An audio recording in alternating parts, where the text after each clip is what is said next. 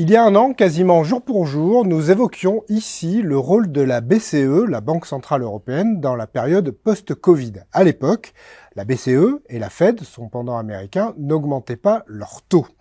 Et nous avions invité Edwin Le Héron, bonjour. Bonjour. Et vous nous aviez expliqué pourquoi cette situation était comme celle-là et pourquoi les banques centrales réagissaient de cette manière.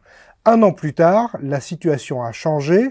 Vous êtes professeur d'économie à Sciences Po Bordeaux et vous allez nous expliquer pourquoi maintenant la BCE a commencé à augmenter ses taux, même si on peut quand même remarquer, alors que l'inflation était là, qu'elle a mis du temps à déclencher l'augmentation des taux pour lutter contre l'inflation. Pour quelles raisons est-elle attendue comme ça ? Alors, plusieurs raisons. La première, c'est que il y avait une déstabilisation, notamment de la structure un peu d'offres, avec les problèmes d'approvisionnement liés à la sortie de la crise Covid. Il y avait eu beaucoup d'épargne et de monnaie mis un peu de côté parce qu'on ne pouvait pas dépenser. C'était reparti, la demande est repartie très fortement. L'offre a eu un peu de mal à suivre parce qu'il y avait une petite déstabilisation des circuits de distribution et de production. Et donc cette inflation était surtout tirée par un problème, je dirais, de timing entre l'offre et la demande. Elle ne paraissait pas très grave, donc elle ne paraissait pas durable. Donc on pensait que ce serait un choc transitoire d'à peu près 6 mois, qui était un peu dans lequel s'accompagnait un petit peu des prix au niveau des produits agroalimentaires pour des problèmes liés au climat au Brésil, où il y avait une mauvaise récolte au Brésil. Donc des choses conjoncturelles. Donc cette inflation était plutôt vue comme conjoncturelle, et donc ne risquant pas d'avoir ce qu'on appelle des effets de second tour, où évidemment là on a un problème de pouvoir d'achat qui dure, donc les salaires demandent à être augmenté, et donc on peut avoir une spirale prix-salaire et une inflation durable. Donc ça, c'est l'explication, je dirais, principale. Ça fait 2 fois que vous citez l'expression inflation durable, et c'est important parce que c'est une définition qui compte pour les banques centrales. Oui, normalement, l'inflation est un phénomène qui s'auto-entretient. Ce n'est pas un choc. Si c'est juste un choc, les prix montent d'un coup, et puis ensuite ils se stabilisent. Alors, c'est un peu embêtant, évidemment, parce qu'il y a eu ce choc, mais ce n'est pas un phénomène vraiment d'inflation. L'inflation, c'est quand ça s'entretient, que finalement, la hausse des prix entraîne la hausse des coûts, etc. Et il n'y avait pas cet élément-là il y a un an. Deuxième raison pour laquelle la BCE, effectivement, n'avait pas anticipé toutes les choses, c'est évidemment la crise et l'attaque de la Russie sur l'Ukraine. Or, l'inflation qu'on a et qui s'est développée essentiellement depuis est une inflation par les coûts de production et par le prix de l'énergie. Et ce problème des prix de l'énergie existait légèrement, mais a été incroyablement aggravé par cette guerre. Et évidemment, il est très difficile d'anticiper une guerre. En l'occurrence, personne ne l'avait vraiment vu arriver. Donc ça, évidemment, c'est un choc, mais un choc qui est là gênant, puisque le prix de l'énergie monte, mais le prix de l'énergie rentre dans les coûts de production, et donc fait vraiment un système auto-entretenu d'inflation. C'est donc bien là une inflation qui peut devenir durable par cet élément. Et à l'époque, il n'avait pas été envisagé.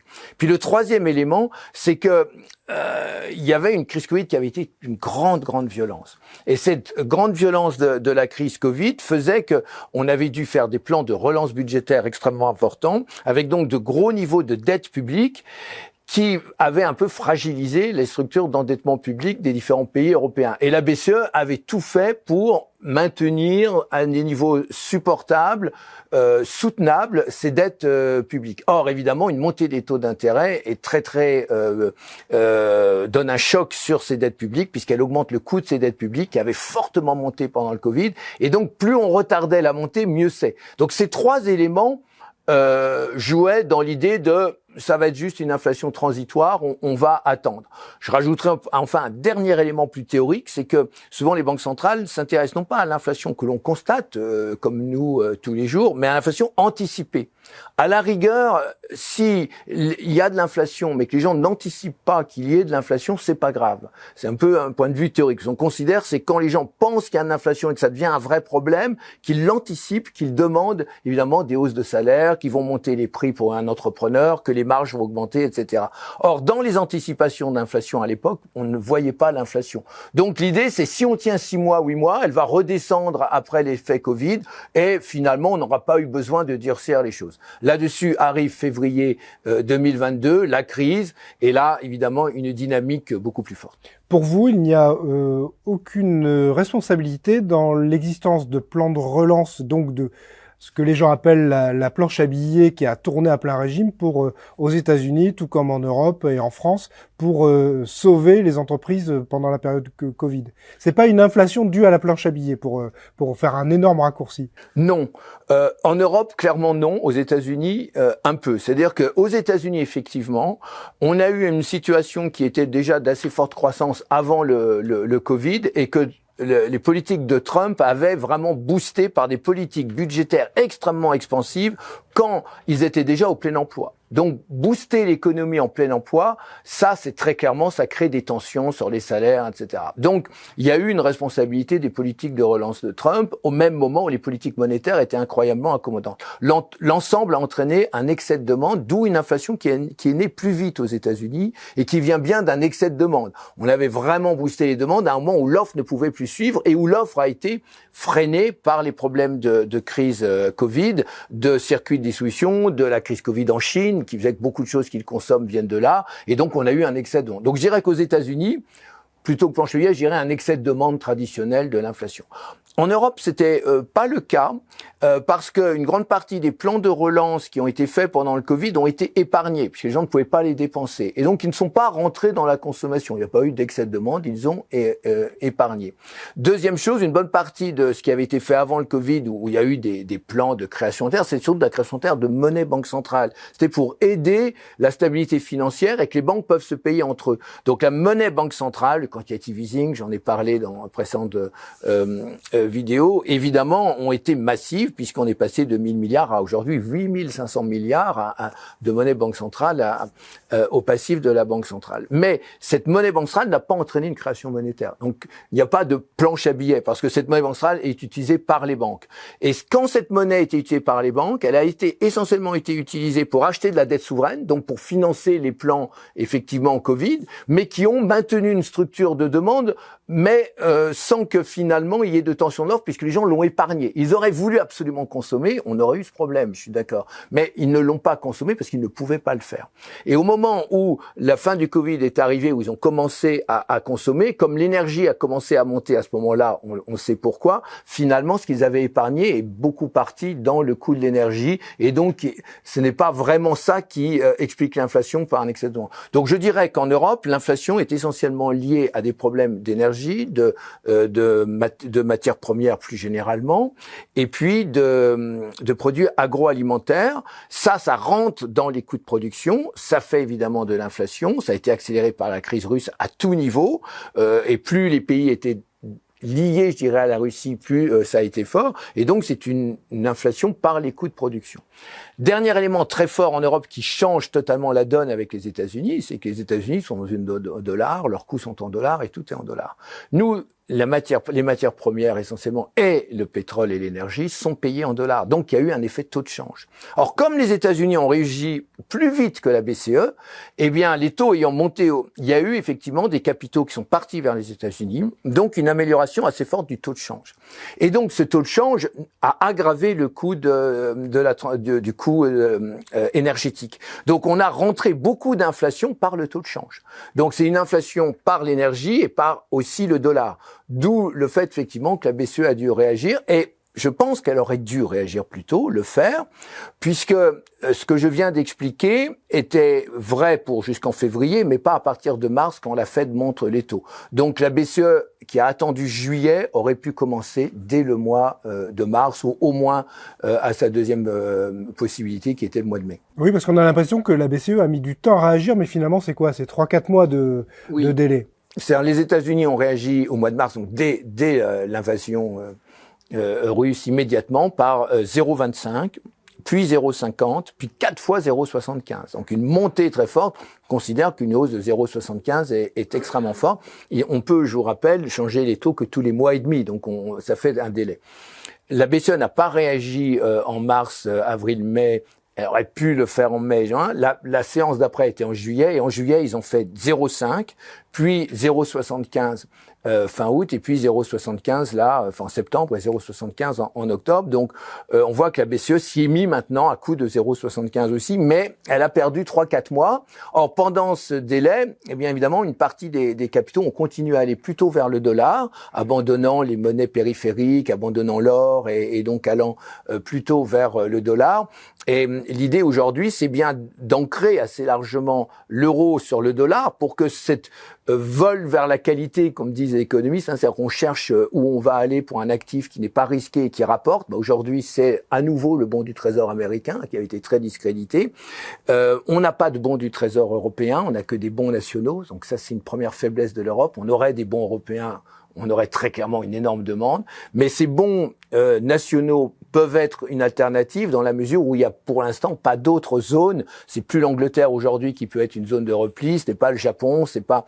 Donc il est important je dirais que l'euro reste accroché à peu près au dollar pour que l'on capte ces capitaux. Parce que ça permet de lutter contre l'inflation.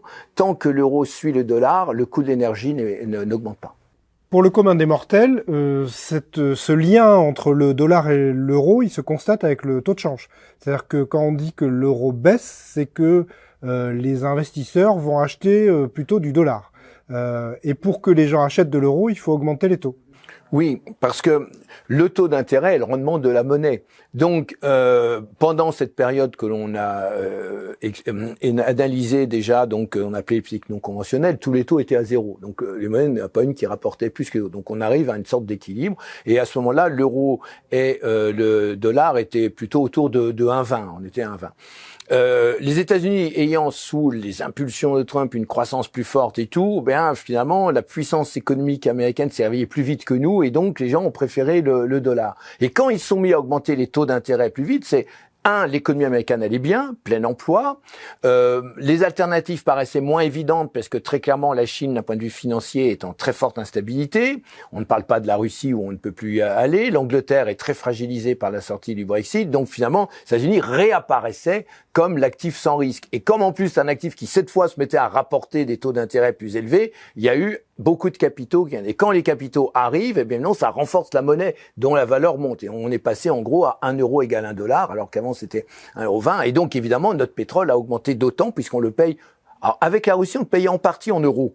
Mais avec les autres pays maintenant post-guerre, on ne paye qu'en dollars. Là, on a perdu aussi puisqu'on avait quand même signé des contrats avec la Russie. Mais ça, c'est annexe. Donc évidemment, aujourd'hui, l'euro monte ses taux d'intérêt, donc ça redevient intéressant d'acheter des bons du Trésor européen, les taux allemands qui étaient négatifs, je le rappelle, donc il faut aller en plus acheter des dettes souveraines avec des taux qui n'étaient même pas nuls en Europe, qui étaient négatifs. Aujourd'hui, on est repassé en France à 2%, on est à peu près à 3,5% en Italie et jusqu'à 4% pour les pays un peu plus dangereux. Donc aujourd'hui, ça redevient intéressant d'acheter des actifs européens et évidemment le taux d'intérêt et la rémunération de la monnaie. Alors, je vais revenir sur le risque que font peser les augmentations de taux sur les dettes souveraines, c'est-à-dire que les États se retrouvent à acheter plus cher leurs dettes. On a vu un exemple avec l'Angleterre, où là, c'est très concret, en fait, ce que je suis en train de raconter. C'est-à-dire que, en clair, un pays peut se retrouver très en difficulté parce que les taux d'intérêt rendent la dette plus chère. Oui, parce que effectivement, la dette souveraine est souvent considérée comme l'actif sans risque, puisqu'on peut bien sûr garder de la monnaie, mais la monnaie ne rapporte rien, il n'y a pas de taux d'intérêt. Alors, il y a eu un moment où la dette souveraine ne rapportait rien non plus, c'est pour ça que beaucoup de gens continuaient à finalement garder la monnaie. À partir du moment où les taux d'intérêt sont redevenus positifs dans tous les pays du Nord, il est préférable d'acheter de la dette souveraine que d'acheter de la monnaie. Mais cette dette souveraine, elle n'est pas totalement sans risque pour certains pays. C'est-à-dire les États-Unis sont considérés comme sans risque, l'Allemagne également, c'est du triple A par les agences de notation. En France, on est en double A. Mais dès qu'on va sur des dettes comme l'Italie ou l'Espagne, on a un peu plus de risques. Donc, on va avoir évidemment des primes de risque qui font qu'elles rapportent plus, mais parce qu'elles sont plus risquées. Et donc, la BCE se méfie beaucoup de ça, parce qu'aux États-Unis, on a une dette américaine avec un taux d'intérêt par la Fed américain. Donc, c'est très, très facile à coordonner. En Europe, on a un taux d'intérêt pour 19 pays, donc 19 dettes dette nationale. Et évidemment, le taux n'est pas toujours adéquat pour tous. Il faudrait très clairement que pour les pays comme l'Italie ou l'Espagne, on puisse le baisser, alors que c'est pas du tout gênant pour l'Allemagne ou pour d'autres qui pourraient monter, qui auraient les moyens de financer. Et c'est vite un peu un cercle vicieux, puisque dès qu'un pays est montré un peu du doigt comme étant plus fragile, eh bien ça veut dire du risque, ça veut dire qu'on demande des taux plus élevés. Et les taux plus élevés, ça renforce sa difficulté à se financer. Donc la grande peur aujourd'hui de la BCE, enfin une des peurs, il y en a d'autres, puisque on s'aperçoit qu'on est dans un monde très très incertain, c'est de recréer la crise de 2011 des dettes souveraines, où tout d'un coup la dette grecque a dû faire défaut et où ça contaminait des dettes comme l'Italie ou l'Espagne très longtemps. Donc on avait réussi à réduire les spreads avec les politiques non conventionnelles, parce que les banques centrales avaient acheté massivement des bons du trésor de tous les pays, faisant baisser les taux de tout le monde. Aujourd'hui, la remontée des taux fait remonter tout le monde, et on sait que ça ne va pas être absolument symétrique. Donc en Europe, on a un problème d'asymétrie. On a une monnaie, 19 budgets, on n'a pas une dette à offrir au monde qui serait une dette à signature européenne, ce sont des dettes nationales, et donc le danger, c'est que la montée des taux n'ait pas du tout le même impact sur les différents pays. Comme on ne peut plus attaquer les taux de change, aujourd'hui, ce sont les dettes souveraines qui sont attaquées. Et on a 19 inflations différentes aussi. Alors en plus, l'inflation est totalement asymétrique. On est autour de 20% pour les pays qui sont autour de la Russie, les anciens pays de l'Est, dont certains sont en zone euro, notamment les pays baltes. On est à 10% en Allemagne, 10,3%, et seulement 5,6%, c'est le plus bas en France. Et une des raisons pourquoi plus bas en France, parce qu'effectivement, le gouvernement Macron a décidé de prendre en charge une partie du prix de l'énergie par ce bouclier. Ce qui est plutôt une bonne idée parce que ça permet de ne pas générer d'inflation tout de suite, donc de casser des anticipations d'inflation, qui fait que quand le prix de l'énergie va baisser, ce qui est déjà le cas aux États-Unis totalement, et sans doute ça va être le cas dès que la situation se calmera un peu au niveau des approvisionnements, eh bien de pouvoir enlever les aides sans que finalement il y ait eu un choc inflationniste. Oui, mais ça augmente les dettes. Oui, alors évidemment, les dettes souveraines doivent aujourd'hui être réduites parce qu'on les avait fortement augmentées pendant la crise Covid. Donc l'idée était qu'après la crise Covid, on revienne à la situation un peu normale d'avant 2008. On n'avait pas anticipé cette guerre, et les économistes non plus, et rationnellement, je pense que personne n'avait intérêt à cette guerre. Donc les économistes essayent de raisonner, voilà. Bon, et donc évidemment, ça a eu des implications, et ça a des implications. C'est qu'aujourd'hui, au moment où on devait faire des politiques un peu de rigueur et on allait sur des trajectoires de réduction de dette, on a à la fois l'inflation qui fait monter le taux d'intérêt, donc qui va faire que ces dettes coûtent plus cher, et puis effectivement, ça va entraîner une difficulté à respecter les engagements. Alors, les solutions, c'est qu'heureusement, on a quand même depuis 8 ans eu des taux tellement bas que le coût de la dette aujourd'hui est très bas, 1,3 de %. Or, les dettes ayant une échéance de 8 ans, même si on émet de la nouvelle dette un peu plus chère, ça met du temps avant d'avoir un vrai impact. Voilà, au bout de 8 ans, la dette sera entièrement remboursée, je dirais, mais c'est pas encore le cas. Donc ça a un impact, mais qui est relativement lent. Bon, ça laisse un peu de temps pour essayer, en espérant que la récession et la croissance soient pas trop faibles et que donc finalement cette soutenabilité des dettes soit maintenue.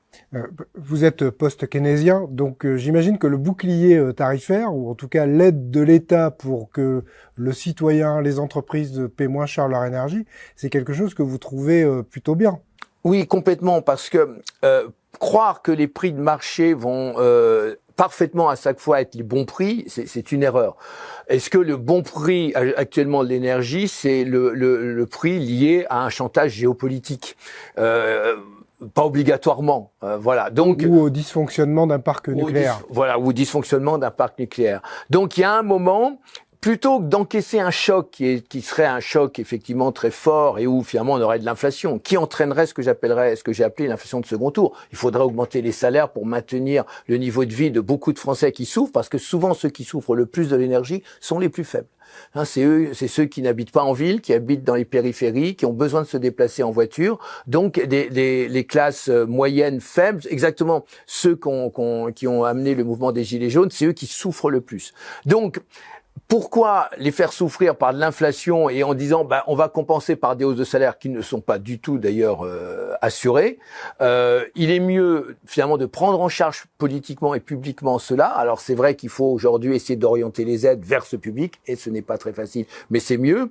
En attendant, en faisant un peu le gros dos, pour au moment où l'énergie aura rebaissé, relever, et donc ça permet de lisser finalement les choses et donc de pas avoir ce choc et finalement ces politiques de rediscussion un peu des prix.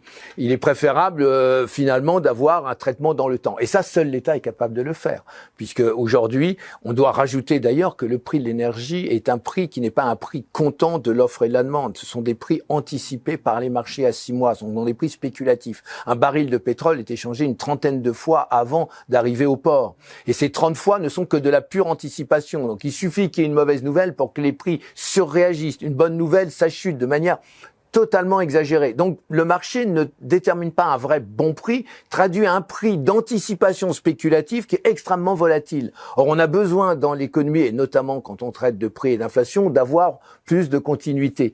Donc il ne faut pas avoir là une sorte de mythe que le marché va fixer le bon prix au bon moment. Non, finalement, souvent les prix de marché sont des prix très très incohérents quelque part, qui ont une logique, mais qui ont une certaine incohérence économique et qu'il est préférable de réguler. Même si, in fine, il faudra bien que ce qui a été financé par l'État soit repris après, bien sûr. Ça, c'est un problème de choix aussi budgétaire, mais pour l'instant, il faut quand même maintenir un certain pouvoir d'achat chez les plus faibles, ce qui permet aussi de maintenir un peu de croissance et donc d'éviter des licenciements et donc que l'économie tourne. On n'a pas intérêt à ce que les gens décrochent totalement, sortent du système. On va revenir sur quelque chose d'un peu théorique, mais est-ce qu'il y a une différence de mandat ou une différence de fonctionnement de la Fed et de la BCE? Est-ce que ce sont des banques centrales, elles sont toutes pareilles, ou est-ce que la Fed a pas du tout le même mandat, on va parler comme ça, puisque je crois que c'est de ça dont on parle, que la BCE? Non, ils ont un mandat tout à fait différent. Déjà, la Fed, et ça c'est tout à fait dans l'esprit de Montesquieu, de la séparation des pouvoirs, la monnaie relève du législatif, et non pas de l'exécutif. Donc c'est le Congrès qui décide du mandat, et qui l'a décidé en 1978. Ça a été revoté depuis par tous les congrès américains, et qui est un mandat qu'on appellerait keynésien, c'est-à-dire un mandat dual, stabilité des prix et plein emploi. Donc il y a la croissance économique et le plein emploi dans l'objectif. On ne peut pas s'occuper que d'inflation. À la BCE, le mandat est, on va dire, hiérarchique, mais c'est essentiellement l'inflation. Et seulement si l'inflation est sous contrôle, avec d'ailleurs pour les deux pays la même cible qui est de 2% d'inflation comme objectif. Donc ça, ils ont le même objectif. C'est seulement si la BCE règle cette question d'inflation qu'elle peut s'occuper de l'emploi, de la croissance. Donc on a un mandat qui est beaucoup plus traditionnel, orthodoxe, je dirais, de banquier central. Ça, c'est la première différence. Deuxième différence importante que j'ai dit, c'est que la Fed, c'est une politique monétaire unique pour une zone fédérale, un pays fédéral unique avec une part, je dirais, de l'État dans le PIB, de la dépense publique qui est de l'ordre de 25% à peu près. Donc le budget fédéral est très important. En Europe, on n'a pas de budget fédéral. Donc on a une politique monétaire fédérale pour 19 pays et 19 budgets qui ne sont pas, comme on l'a vu, très coordonnés et puis surtout qui ne sont pas toujours soumis au même choc, au même cycle, qui sont asymétriques. Donc deuxième différence, beaucoup plus dur à la BCE d'avoir une politique cohérente pour l'ensemble de la zone. Donc il y a moins de cohérence.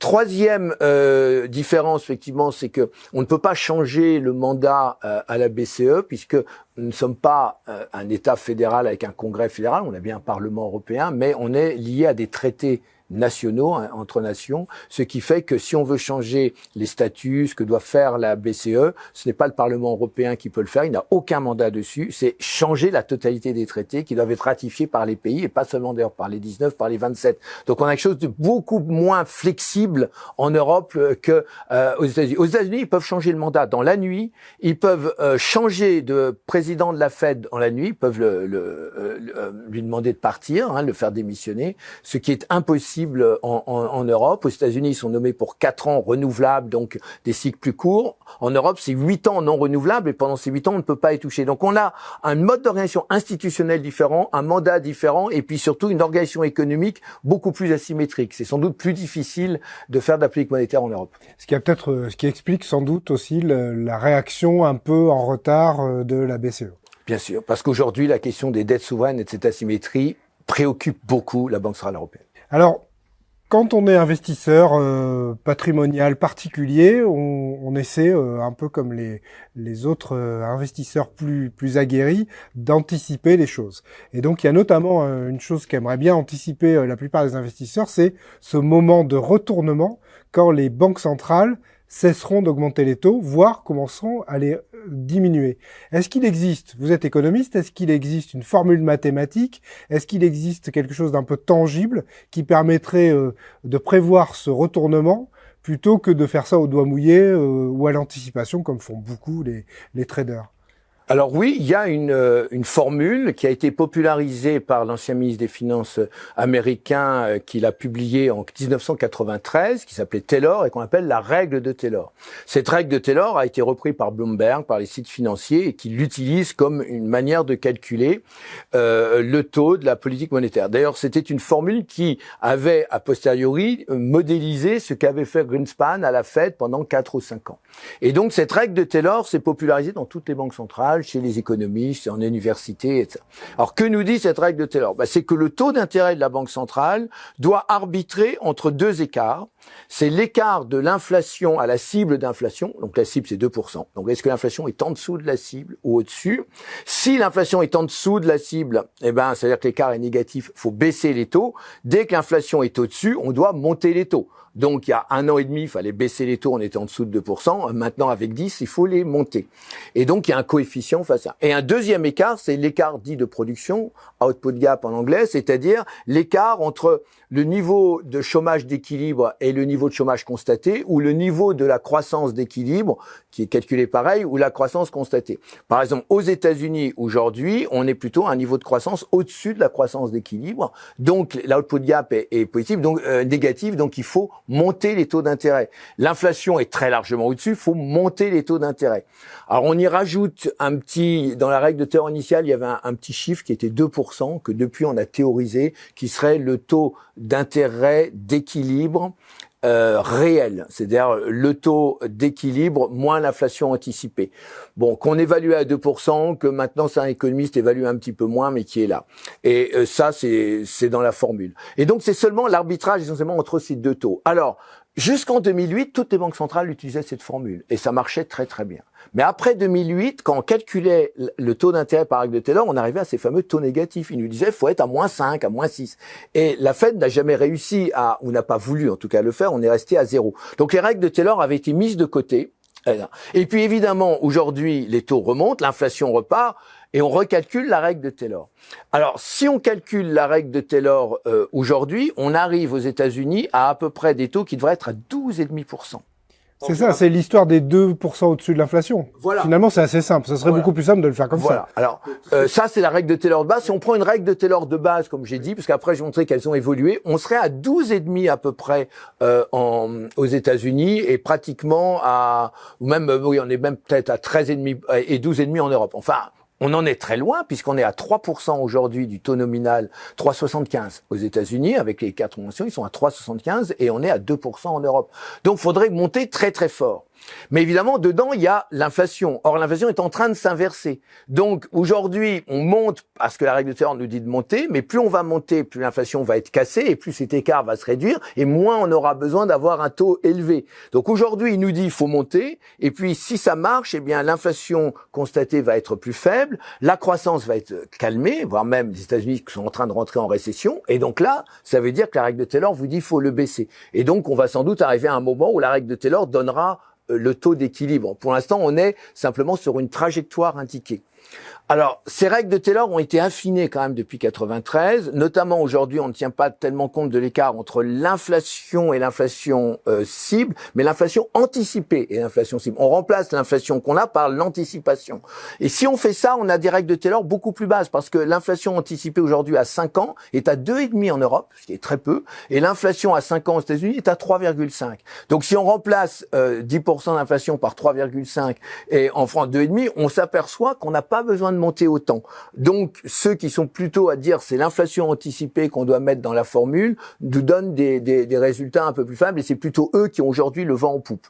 Et puis, il y a enfin des règles de Taylor qui ont été publiées depuis quelques années, où on a essayé de rajouter encore l'équilibre aussi des marchés financiers. Donc, on essaye de voir le prix des marchés des actifs financiers par rapport à leur valeur fondamentale. Et donc là aussi, si on est en bulle, il faut plutôt monter les taux. Si on est au contraire avec des prix des marchés en dessous du prix d'équilibre, il faut au contraire baisser les taux. Et donc, si on rajoute cette contrainte financière, on a une formule. Donc, on les calcule. Hein, et aujourd'hui, en tout cas, ce que les règles de Taylor nous disent, c'est qu'il faut encore une montée, mais que cette montée ne va pas aller jusqu'à ce que ça indique aujourd'hui, parce que ça va donner des effets. Et dans les effets, ça va modifier, notamment s'il y a un peu de récession, etc. Et donc, globalement, on estime qu'autour de 4,5, 4,75%, on devrait atteindre à peu près la bascule. Donc on n'aura pas des taux à 10 ou 12%? Non. Comme il y a eu dans les années 80, 70, 80. Voilà. Alors, je dirais non, si évidemment les politiques donnent leur efficacité dans tout ce que j'ai dit, s'il n'y a pas un nouveau virus, s'il n'y a pas une nouvelle guerre. Les économistes sont aussi soumis, on l'a vu depuis 2 ans, à des chocs qui sont quand même très compliqués à anticiper et à voir. Mais ce qu'aujourd'hui, le consensus des économistes est effectivement que la bascule devrait se faire autour de 4,75, c'est-à-dire un peu les taux qu'on avait avant 2008. Merci beaucoup. On va se quitter sur cette conclusion-là, en espérant que vous ayez bien appris et compris les mécanismes des banques centrales et de l'inflation, avec, en fin d'intervention, une promesse, ou en tout cas une projection vers 4,5-5% de taux d'intérêt maximum dans les prochains mois.